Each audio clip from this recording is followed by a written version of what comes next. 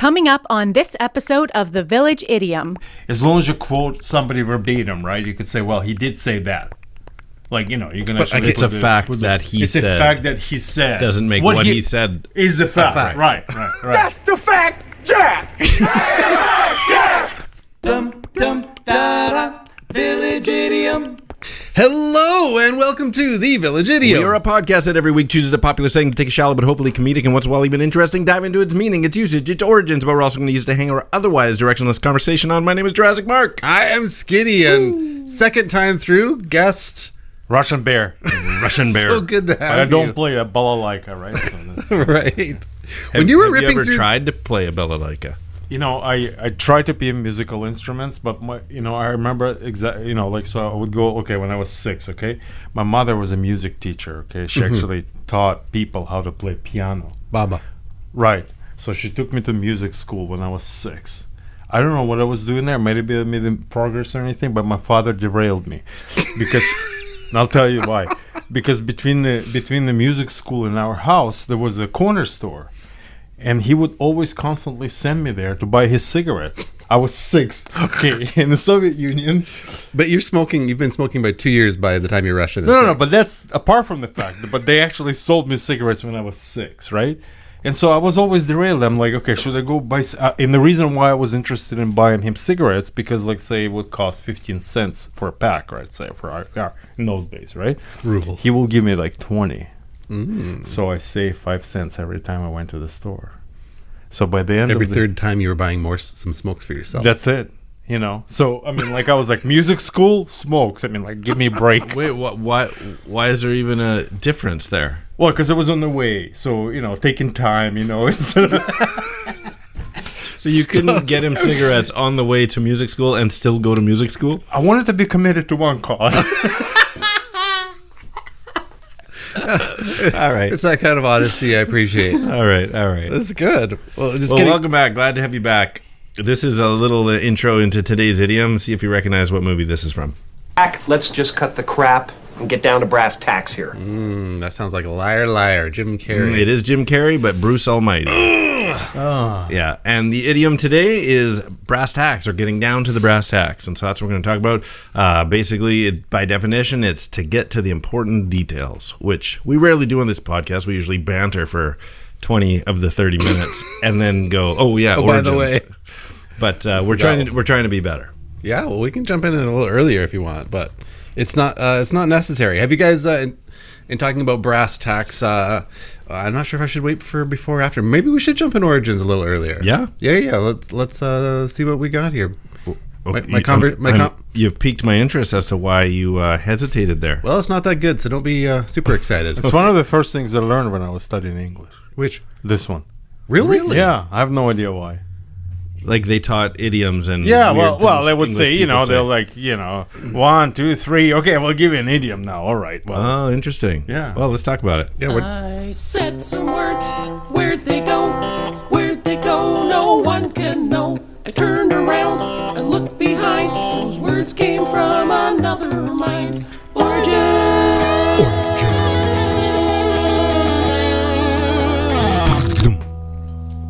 Awesome. So in getting brass tacks, we will be discussing the origin, having to do one possible is that the brass tacks used in upholstery. Yeah. That these are the brass tacks. Look at you doing some research here. Well, so I put in brass tacks and up came upholstery brass tacks. Yep. I was like, well, now that's in my head. And have you ever tried to upholster something? I was about to say yes, and I'm like, or have I just been around people upholstering things? I've done a lot of things. Or I've been around people who've done a lot of things. I don't think I have. No. Wow. So I have. I tried upholstering. One was a rocking chair. Just the legs? The seat You back. look upholstered today a little bit. The seat with your back. puffy vest. Thanks. It's new. First time I'm wearing it. Nice. And then I tried like a little chest, like a little hope chest for my daughter type thing. Yep. Tried to upholster that. It looks like a child tried to do it. Just, it's hard. It sounds like, oh, this is no big deal. Yeah, hard can it be? Upholstery, Put it's some hard. foam in there and wrap it with fabric. It sounds good. And then when you go to tack it at the end, it's not like even pull on the material and makes it look like all wonky. So Interesting. yeah, I had a challenging time with upholstery, So brass you tacks. didn't follow your upholstering dreams of... No, I just quit. We just threw things on. We didn't upholster anything. Like I was like, okay, so I was like when I was 7, all right? Oh, I know what I was thinking. I Right. cut you off. I had one of those stretchy couch covers. So I've upholstered something. Sorry, I cut you off. Yeah, Go ahead. no. It's all Put good. on I was just spandex like, once. I love spandex. Jam I mean, some like, tacks in there. Like, yeah, like I mean, spandex is just It the had best thing that ever it had happened. rhinestones, so it's kind of like Yeah. Continue. And feel me where when you were Yeah. 7. So we started off when We you were could 6. see your rhinestones in yours. Yeah, depends on if you're how Yes. spandexy your spandex is, if your rhinestones are showing or not. right, whatever that means. Are you so- a rhinestone cowboy? Are we ever going to get to your story? See, now it's getting like to this American lore, which is like bypassed my head back in the 80s. So I have no idea. Don't know what we're saying anymore. Okay, go ahead. Tell your story. Good, tell your story. So we started off when you were No, 6 anyway, buying so about smokes, upholstery, right? and now So you're like, so 7. instead of like, so when I was like 7, all right. So my father, We needed many episodes. he of had you. issues, right? You know, remember he was smoking, right? But he also taking drugs and things. But whatever, we'll skip on that bit. But when That's he sent why me you down never to made the it to the dealer, music store. he said he wanted a dime bag. But it only cost $9. And so I took that extra $1. I just And every 10th. Yeah. and every $10th I brought my own dime bag. Okay, continue on. Is a with your- dime bag $10? I think that's why it's called a dime bag. Is that right? Well, a dime bag should cost a dime. Well, a dime is 10. No, a dime is 10 cents. I agree. Well, they're But the drugs. bag was $1. They're on drugs, Mark. They don't know. Anyway, so his sort of life path took him all the way to Western Siberia. I was like almost ran into Japan going there, but Wow. just stopped shortly. Anyway, so like it's from you You can see Sarah Palin from there. almost yes, we're very close. So anyway, so we're in this little town. So I moved from a city like 1 million people, right? Industrial, sweaty people not using deodorant, right? To like Siberia, 10,000 people in the village, mostly military, half of them drunk. And The other half and are then frozen. so the next thing, so we're moving to this nice house, like a little house, right? You know, and then we're having the next door neighbors, right? And they have like a pet running around, really furry one. They're like around, and the kids are playing. So I'm like, hey, you want to play with us? Blah blah blah. So I go in, I'm like looking at the pet. Well, it's a bear running around. Really? Yeah, it's a had a This is a Russian bear story. bear pet in this thing. So they like a dog. So like Bear, like a cub, a baby. yeah, like a little bit. So like, where did you get this thing? Well, there was a fire in the forest, and the forest is like 200 meters away, right? And the bear, you know, so we found him. There was no one around, so we took him, right? And so it was running around like that. So then I went to the house, and I realized why they were so close to the bears, because their whole house was covered, upholstered in bear skins.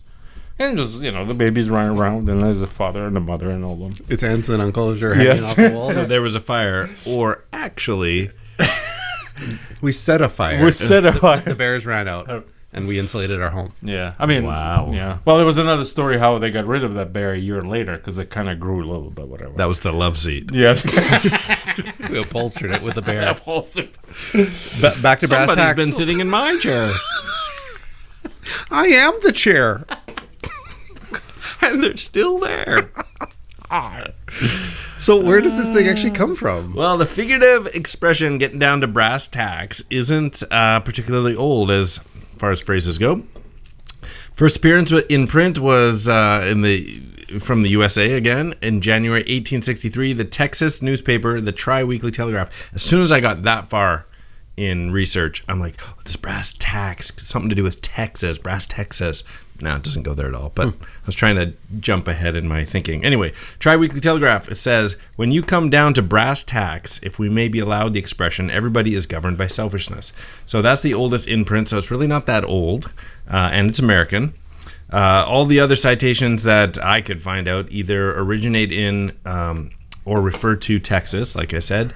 And so it's pretty easy to assume that getting down to the brass tacks originated mid 1800s somewhere in Texas or around Texas, down in that way. So brass tacks are, of course, a real thing. as well as figurative items, and can most commonly, goes right into upholstery immediately. Mm-hmm. There's the use of brass-headed nails, and even to this day, you can kind of picture that, right? Yes. Kind of inline. Yeah, older antique something. furniture that's actually dotted around the edges with brass tacks. Yeah, so brass tacks specifically on fabric fixing and furniture and blah, blah, blah, because of its resistant to rust. So that's why brass. Do you know what brass is? Tin, Copper and steel, zinc. Copper and zinc alloy. Learned that today. And so anyway, they were used in Tudor furnishing and way predate this being a phrase, like by hundreds of years. So it's hard to say, did it come from upholstery? I don't know. It doesn't really make sense. Did anybody have any preconceived ideas of what getting down to the brass tacks means? Because I thought I knew, and I don't know if I heard it somewhere or if I just mentally came up with my own story. I kept thinking of a suitcase. Interesting. You know how the old suitcases they have? Yeah. So that's a smart one.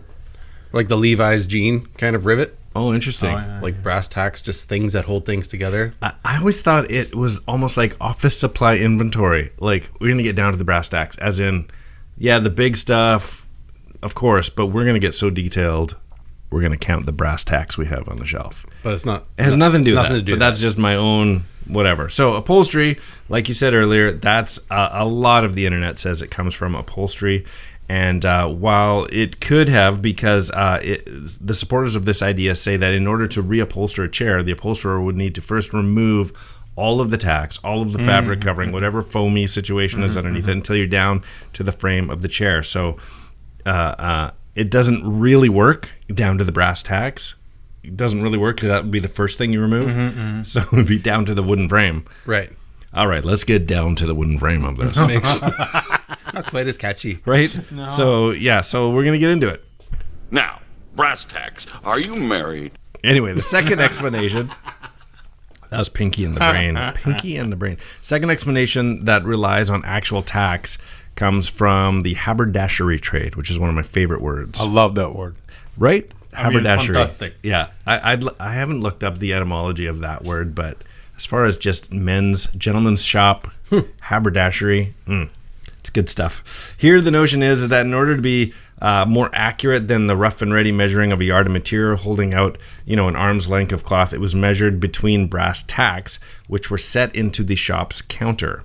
And so it was a more precise way of measuring. Quickly measuring out yards or whatever. Yeah, but precisely, instead of just like an arm's length. Precisely instead of using like a yardstick. Right. Just put brass tacks in place of the late yardstick. 19th century. So it is shown by a piece from Ernest Ingersoll's, who might be Dutch, story, The Metropolis of the Rocky Mountains in 1880. It says, here's just a quick quote. I hurried over to Seabright's. There was a little square counter heaped with calicos and other gear, except a small space clear for measuring, with the yards tacked off with brass tacks. What's the calico? The only definition of calico that I know of is a cat. But isn't it just like a colored pattern? Is it? I don't know. I have no idea. Hey, Google, what's the definition of calico? Here's the definition of calico. Printed cotton fabric. There you And go. a cat. And a cat. So I was right. So everybody's right. So a printed cotton fabric cat. But that's why, I think that's why the cat is, because I think your cat's, it's that black orange. It's kind of a mishmash. Yeah, it's that patterned out. Okay, It's calico. right. I mean that orange carpet, kind of. No, that's different. I You've guess. stained it, maybe. Before I get into kind of what I think is the best explanation, I'll throw this in there. There also is a lot of rumors that it comes from the actual government taxes on brass over the years, which have happened. There's been specific taxes on brass, but there's really no, other than incorrect spelling, there's no citations where it spells it TAX.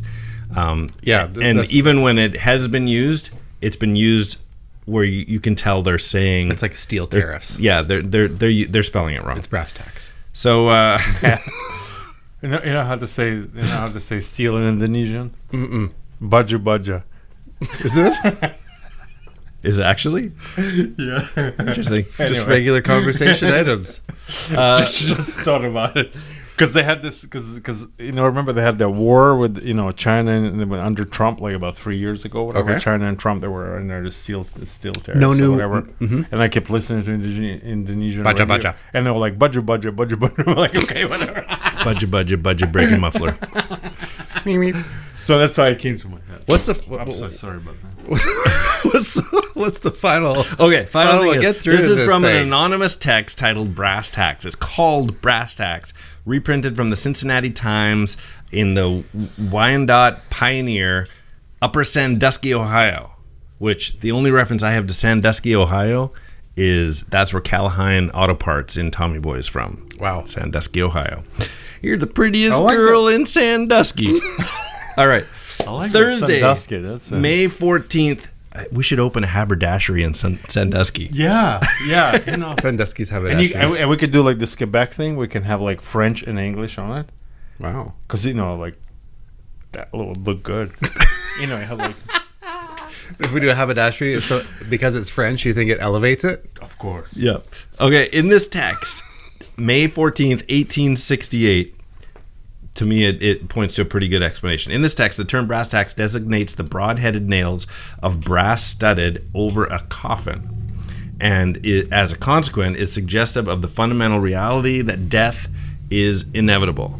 Death Let's is get down to brass tacks. Yeah. So therefore, the phrase that is used in the text to bring someone or something right down to brass tacks means to cause someone or something to reveal their essential characteristics in the same manner that death puts an end to any possibility of change or of artifice. Right. These are all garbage. This is good. So These are terribly boring. This is going to sound long, but this is 1/10 of the article that uses the phrase "down to brass tacks." All right, over go ahead. and over. Make it happen. And the error or the age of it, 1868, makes it go. It's a long article. It just keeps going. This brings you down to brass tacks. It refers to birth, marriage, and death as getting down to brass tacks. So anyway, here it is. Bring things right down to brass tacks. This is the first paragraph or two. Bring things right down to brass tacks in all the affairs of this life, and the millennium is not far away. Brass tacks, emblem of the only inevitable and last friend, the Undertaker. Studded over our final ligneous, is that a word? Adornment. Brass tacks are suggestive of stern, inexorable reality. Sham and shoddy are no longer available. Deceit and pretense are below par. Brass tacks have equalized all human earthly conditions. The peer and peasant, king and common, old and young, wise and otherwise, lie down in a common mortality to which there is no escape. Once before, at birth, they were all equal in ignorance and helplessness. They were not consulted then. They have had many opportunities for good and evil since. They have strutted life's busy hour upon time's stage, playing their allotted parts with more or less earnestness in farce or tragedy, some to the pit, others to the dress circle. This one applauded, that one hissed, until again, without being consulted, death bring them down to brass tacks.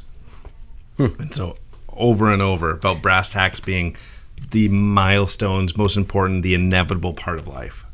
So at some point, it just seems that it has to be something that it's a base level, like you're down to wood, Right. like analogy, down to brass tacks. Let's get right down, cut out all the riffraff, cut out all the nonsense, just take it right down to its basis level. This is brass tacks. What it sounds like, though, is This is more finality. Yeah. Brass tacks being representative of finality and the inevitable. So you're a math lover, right? Well, not really, but whatever. Yeah, we can carry on. What kind of mathy type backgrounds do you have? Oh, I mean, I forgot all of it, right? I mean, By the time I arrived to the MBA school, I mean, I was like the smartest guy in math. Nice. I was like impressed So by myself, but that didn't last long. Would So you have do you called yourself a math addict? No. Definitely not chess addict. Okay, the chess, the game of chess, Russian. right? Yeah. You know this thing I saw on Facebook that they flagged some video Yes, I saw this because the guy was using the words black and white in it, as he was Oh describing my the Croatian. It's like Croatian and white thing. attacks black, and then it got flagged. Right, and I got flagged Because it was chess? chess. Yeah, Funny. yeah. So okay, carry on. Yes. So math has these like finalities and these proofs, Right, and right. these we've boiled it all down. Yeah. This is true all the time. Yeah. Down to brass tacks. It's the finalities, these proofs. Right. What are your thoughts on? We'll just take it into some deeper subject, like facts. What is Right. a fact? Brass facts. That's a good one. Oh, that's another. I know, theory. it's all in Yeah, there. the brass facts. Yes, That yes. Cockney rhyme. Cockney rhyming. Yeah. Oh, wow, you guys are amazing. Okay, so what is a fact? What is a fact? Is it just raw data is facts? No, data is a construction. It's a description of something. It's not a fact. Okay, so but when you hear this come up again and again, well, it's just a fact that insert your argument here. This is just a fact. But there's no such thing as a fact, right? The fact is always wrapped up in the rules that brought. Like, for example, the funniest thing, right? People will say, "I am for the free markets." You know, like the stock market. Right, you know, you have an expression of MBA the- and you know, like the- economy. You love all this stuff. You're an author. Right. You're an educated Right. person. Yeah, so kind of. So they say, well, free market. You know, well, when people say free market, but if you actually get down to the brass tacks of the free market, there's nothing free about that market. Sure. That whole market is built on rule upon rule upon rule. So to get to the brass facts, it's a tall order. I cannot tell you what the fact is. we used to play a game on the road on tour, a little road trip game, where it was like, can you state a fact? And it's harder to do than you'd think. So someone would go, well, the moon is round. Well, not perfectly. Like, it's got craters and it's got the Sea of Tranquility, which is this last week we were standing around the office and we were watching the landing of the Perseverance, the rover, and chitty chatting, and it came up with like, oh, you know, does the sun always rise in the east? Because we brought up the sun always rises in the east. Let me question: what is east? Right? What is your definition of east? Well, exactly. Well, based on our planet's rotational, there's twice a year on the equinoxes that it rises exactly in the east. Otherwise, it's kind of generally in the east. Exactly. But but if you're on a different planet, depending on do all planets rotate the same direction? Yeah, so you could, as a fact, say the sun doesn't rise in the west. No, actually, the sun doesn't rise. We move. Yes, you jump 3 phases ahead. Yeah, so it's like, oh, it's fact. Sun rises in the east. It's not a fact. It's built upon three arbitrary. It's not when it rise. It's built on many arbitrary things. I wake up when I do. There you go. Let me think about that. I think my brain just fried. Until one time when I don't. Well, anyway, and then I'm down to the brass tacks finality. So in saying anything is a fact, like you grew up in Ukraine, not the Ukraine. You grew up in Ukraine, Soviet Ukraine, just for clarification. Okay, so would you say, as someone who grew up in that time, that like socialism works? Yes. You're saying yes, you grew up in the time, or you're saying yes, I grew up in the time when somebody said that worked, right? And I would say yes, it did work. I mean, it does work. You know, at that time, I would have said that, right? But why did it stop working? If it works, well, that's because they weren't working. Right. But I'm not talking at the period in time, right? At that time, I would have said it worked. At that time, you would have said it worked. You were living it. Well, because and it was working. Okay, to state. Let's get down to brass tacks on this. Exactly. Let's get to the part down to the brass tacks. This is a much longer conversation than we have time for today, though. Okay. No, it's good. But no. But at least in comparison, okay. So, like, relatively speaking, okay, to say, well, something moves or doesn't move, something works or doesn't work. In relative to what, right? So when you say, does socialism work? Well, in relations to what, right? Yeah. And so that's... And do you have to say socialism works or doesn't work based on a whole, or can you say this element... Exactly. Yeah. Exactly. So the individual elements and then in relations to what, right? So if one element logically led to the next element working... we would eventually come up to a system that we said worked. Like a perfect system, yeah. Yes. A great reset. I can do block for it. No thanks. So trying to identify that this is fact. Let's get down to brass tacks on this. It's not that simple. No. Because there might be elements. Yeah. The sun generally rises in the east. Totally. But that's built upon... Yeah, other constructs. Yeah, statements. Yeah, the statement of, like, again, you could say, okay, so like, you can say something is a fact in relation maybe to something more subjective. Like, for example, you could say, look, such and such person yesterday at 5 o'clock p.m., according to the, like Eastern Standard Time at this location, GPS blah, blah, blah, said X. I mean, it's probably be pretty close to brass facts, no? Like that kind of statement. Like the fact you keep about... saying brass facts. Right, tax, whatever. Interesting. Same thing. So, yeah, I found it fascinating in terms of systems. Exactly, like, like, or truths or proofs that there's some things that we say, like, in Your Honor, this is a fact. And this fact happened. Because you often see it in presentations of what is true. Right. They'll take a point of data and say, this is the facts. Right. But it's actually, everything is always an interpretation of those pieces. Right. But I mean, like, to the extent as long as you quote somebody verbatim, right, you could say, well, he did say that. Like, you can actually... It's a fact that he said. It's a fact that he said. Doesn't make what he said... Is a fact. Right. That's the fact, Jack! Jack! That is Bill Murray in Stripes. Nicely done. Wow, you guys are good. Why did the chicken cross the road to get to the other side? Oh, that's a good movie. Are you guys up to date on this? All right. Brass tacks, Dr. Lewis. No. WandaVision? Oh, is that who the... Oh, that was the agent, the FBI agent. Yeah. From Ant-Man. Anyway, I was just excited that they used brass tacks because I'm knee-deep in keeping up with WandaVision. Not to derail what you guys were talking about, but we need to boogie along, it looks like. Oh, man. But before we jump into on that one more. I would love to hear one more Russian idiom. Yes. That gets directly translated to English. Okay. And then don't tell us any more about it, and we will tell you its meaning. Okay, so, like... Let's hear it in Russian first. Oh, it doesn't have to be about facts. It can be about any Russian idiom that you like. Any Russian idiom. Он блоху подковал. Он блоху на этом подковал. Oh, it keeps going. Okay. So that means he put a horseshoe on the flea. He put a horseshoe on the flea. Is that horseshoe attached to a horse? Wait a minute. Is it implied? It's implied that it's a horseshoe. Like, separate. It's a horse. It's a... Yeah. Like, basically... Okay, let him pick. Let him pick. He will fish information out of you.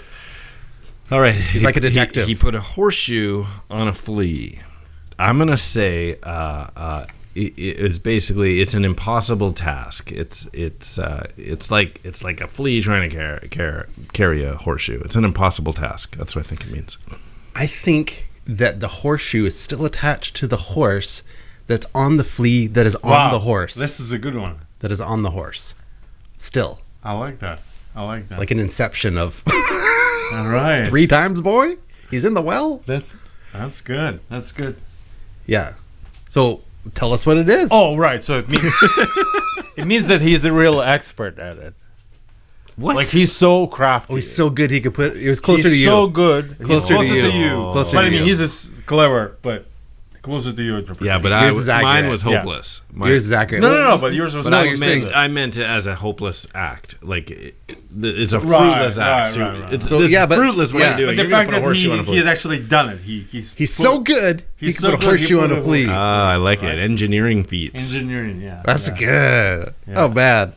Interesting. I love that. Yeah, that's a good one. Thanks. All right, buddy. That's good. Well, let's get down to brass tacks with a little game we like to play called Riddlink. Riddlink is a game we like to play that is a 2-part trivia-based question that requires a 2-part but overlapping answer. So let me give you an example. Last week, with Russian Bear still with us, we had going Dutch, or, let's go Dutch, as our idiom. So we left you with this. The second most popular graphite grade of this writing utensil is the state that the German-speaking immigrants moved to. That's number 2, Pennsylvania. That's exactly right. Nicely done. Yes. I threw in. It's actually the most pop. Oh, pop. We're getting a little craziness there. Feel the breakup. We lost our song, but that's all right. That's okay. We can just. It's actually the number 1. Is it number 1 pencil? But it's the number 2. Yeah. The number 2 pencil is the most popular pencil. Right. Makes sense. Anyway, that's how you play. So Pennsylvania. Number 2, Pennsylvania. There you go. Okay, let me jump in. I've got a pair of them. Hello. This idiom is just hard facts about this sweet child of mine singer. That would be... Do you know what it is? Let's get down to the brass taxel rose. That's it. Wow, you guys... The reason I got stratosphere. it is because I wrote it down, and I'm like, Skinny's coming with that one. And I took it away. Did you do it as well? I got rid of it. Because you knew I would go in with an I Axl knew Rose? you were bringing in Axl Rose. That's awesome. You're so in my brain. You know me. Is it the guitar dude? Oh, right. Guns N' Roses? Right. Sweet child of mine. They had a riot in Vancouver about it, didn't they? Some kind of riot?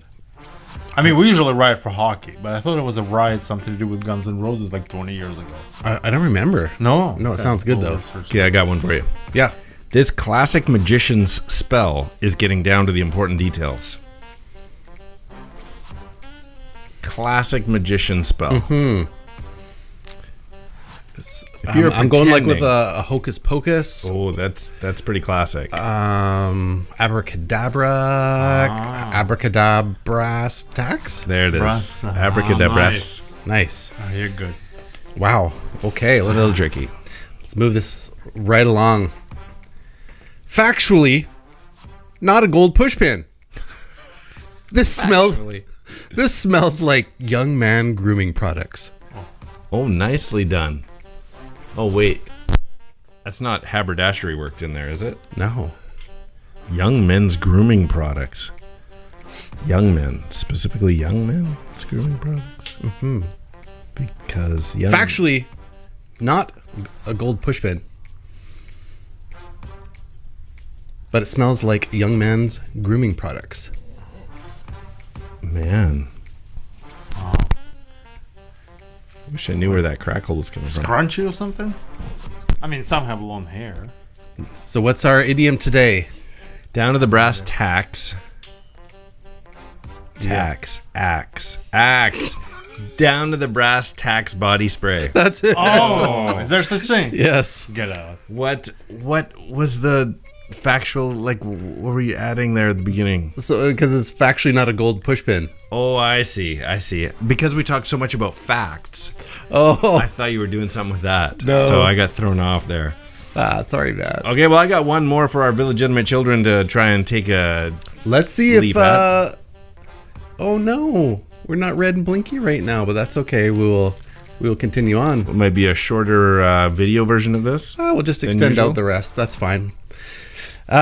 They can still reach out to us at thevillageidiompodcast@gmail.com, or Instagram at the.village.idiom, or whether it's Facebook, YouTube, or Twitter at 3 Minutes Gone. Perfect. All right, here's one for everyone out there. This copper zinc alloy idiom means getting to the important stuff when dealing with amphibians, also known as the Mexican walking fish. That's a tricky one. And that is 3 minutes gone. Ooh. Oh, man. Well, technical nightmares, but what do you do? What do you do? It's still all recorded. It's all good. Yeah. Fun putting today's episode together. Thanks again, Russian Bear, for joining us. Yeah. Hope you enjoyed yourself. Super fun. Yeah, sure. It's good. Great hearing Tell your people where they stories. can find your books. Yes, on Amazon. Let's take a look and at the it's clip. free. But it's political, so I have other less political books. Whatever. They can. So just go to Amazon, look up author Russian Bear. Look up Alex Pasuk. Yeah, that's the one. Poukh. There you go. I always my kids are always like, why do you always say your name by letters? It's weird. I said, well, they can't write it otherwise. So I said, P as in Paul, O, S as in Sam, Oukh. Okay, fine. If that helps you, Lord bless you. Lord bless you and keep you. Make his face to shine upon you. All right. I'm Skinny. I am Jurassic Brassic Mark.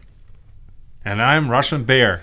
And these are the Village Idioms. It's time to get down to brass tacks. That's 3 minutes gone.